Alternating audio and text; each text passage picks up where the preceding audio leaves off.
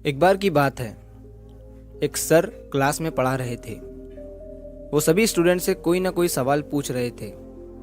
तभी उन्होंने देखा कि क्लास में एक बच्चा बहुत ही उदास बैठा हुआ था, मानो उसके साथ बहुत बुरा हुआ हो। सर ने भी उस बच्चे को कुछ नहीं पूछा और ना ही कुछ कहा, लेकिन 4-5 दिन तक ऐसा ही चलता रहा। तभी सर ने उस बच्चे के पास जाकर उससे पूछा कि बेटा, तुम इतने उदास क्यों बैठे रहते हो? दूसरे बच्चों की तरह तुम एंजॉय नहीं करते और किसी भी सवाल का जवाब नहीं देते हो।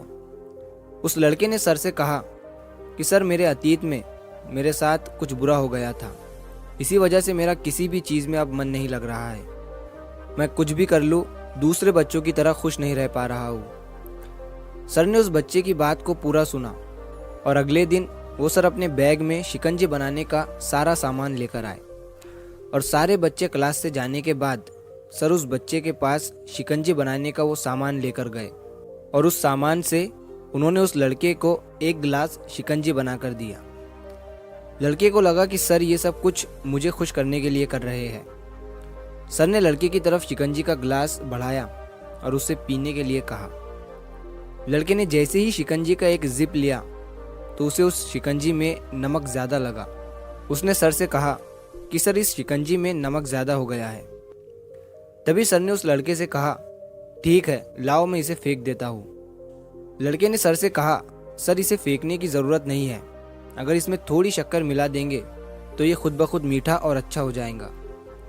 तभी सर ने उस लड़के की तरफ मुस्कुराते हुए देखा और कहा, यही सेम चीज़ मैं तुम्हें आज इस शिकंजी के ज़रिए समझाने आया था।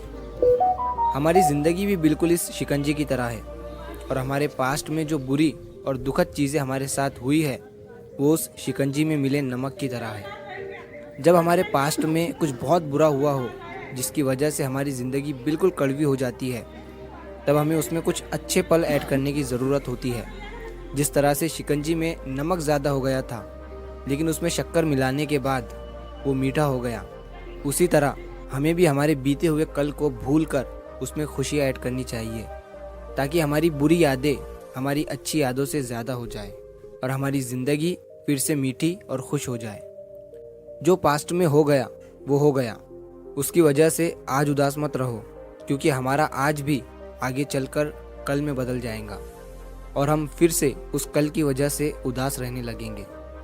इसीलिए ख़राब चीज़ों को भूलते हुए आगे बढ़ो और अपनी लाइफ में पॉजिटिव रहो और जितना हो सके अच्छा और पॉजिटिव सोचो।